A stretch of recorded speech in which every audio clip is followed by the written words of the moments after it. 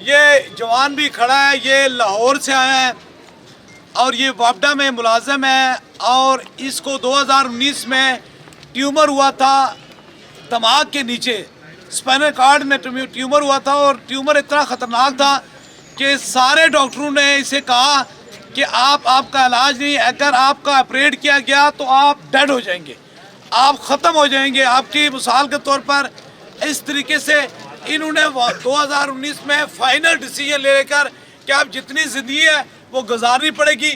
ایک سائیڈ جو left side تھی اس سے بھی یہ معذور ہو گئے تھے، یہ والی یہ لیفٹ سائیڈ سے معذور ہو گئے تھے۔ اس نے 7 دم کرائے اور 7 دم کرنے کے بعد ٹیومر اندر ہی گل گیا، سڑ گیا، اور آج بالکل ٹھیک ہے اللہ پاک کے کرم سے۔ جو بندہ معذور تھا آج تاجدار مدینہ کے کرم سے ٹھیک ہے۔ اسی لیے میں کہتا ہوں نا، جب ختم نبوت کی صدا بلند کی جائے تو پھر دونوں ہاتھ بلند کیے جائیں۔ آپ جن ہاتھوں سے یہ معذور تھا نا، اللہ نے اسے ہاتھ عطا کر دیے اور یہ حضور کے وسیلے سے عطا کر دیے۔ اب میرا تاجدار ختم نبوت زندہ باد، تاجدار ختم نبوت زندہ باد، تاجدار ختم نبوت زندہ باد، سرکار جی زندہ باد۔ کہتے ہیں نا، جن کے قدموں کے دوبن سے آب حیات، ایسے جانے مسیحا پہ لاکھوں سلام، مصطفیٰ جانے رحمت پہ لاکھوں سلام۔ اس لیے اللہ نے ایسے لوگوں کو، آج یہ میرے پیچھے کھڑے ہیں، ان کی بھی زبان بند تھی۔ کتنے ٹائم سے بند تھی؟ یہ کھڑے ایک اور، ان کی زبان کتنا ٹائم سے بند تھی آپ کی؟ 2 ماہ 7 دن سے 2 ماہ 7 دن سے زبان بند تھی، بول نہیں سکتے تھے۔ پہلی بار یہاں آئے، پہلی بار یہاں آ کر یہاں دم کرایا۔ میرا خیال آج سے 4 ہفتے پہلے بارش ہو رہی تھی، وہ سامنے گیٹ میں یہ ساری جگہ پر پھر آئے۔ میں نے انہیں کہا گیٹ کھولو، ان سے بولنے کی بات نہیں۔ جب میں نے انہیں تیسرے دم کے بعد کہا کہ تاجدار ختم نبوت کی آواز بلند کرو، انہوں نے ہاتھ اٹھائے، رب نے زبان کھول دی اور اسی وقت بولنا شروع۔ کہاں سے آئے آپ؟ ہری پور سے۔ اچھا، کتنے عرصہ بند رہی زبان؟ 2 ماہ 7 دن 2 ماہ اور 7 دن ان کی زبان بند رہی، لیکن یہ تاجدار مدینہ کا کرم تھا۔ پہلی مرتبہ شفا میں پہلی دفعہ یہ کہہ رہے تھے، اب کہہ رہے ہیں مجھے یہ ان کی زبان کھلی، آج تو تیسری چوتھی مرتبہ عقیدت کے لیے آئے ہیں۔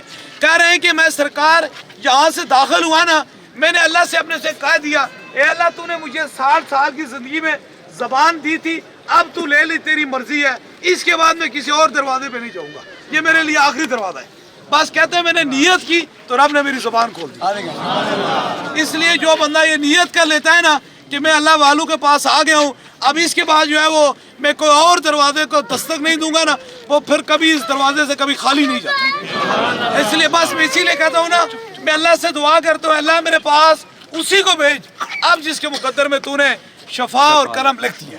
تو اس لیے آپ لوگ رب کے کرم سے شفائیں لے کر آتے ہیں، میں تو خالی ایک بھوک بہانا ہے نا، باقی تو شفا میرا خدا دیتا ہے۔ اس لیے بس اپنے ایمانوں کو، یقینوں کو مضبوط کریں، لیکن یہ یاد رکھیں کہ پوری دنیا میں جو ایک پریشانی ہے صرف اس لیے، دیکھیں 2 مہینے اور 7 دن سے ان کی زبان بند، اور یہ جوان ہمیشہ کے لیے معذور، اللہ نے اس سے معذوری سے بچا دیا اور انہیں بولنے کی قوت عطا فرما دی۔ اس لیے اللہ والوں کے دروازے پہ اب بھی کرامت موجود ہے، لیکن کرامت نہ تو AC کے اندر ہے نہ ہیٹروں کے اندر ہے، کرامت کھلے آسمان کے نیچے۔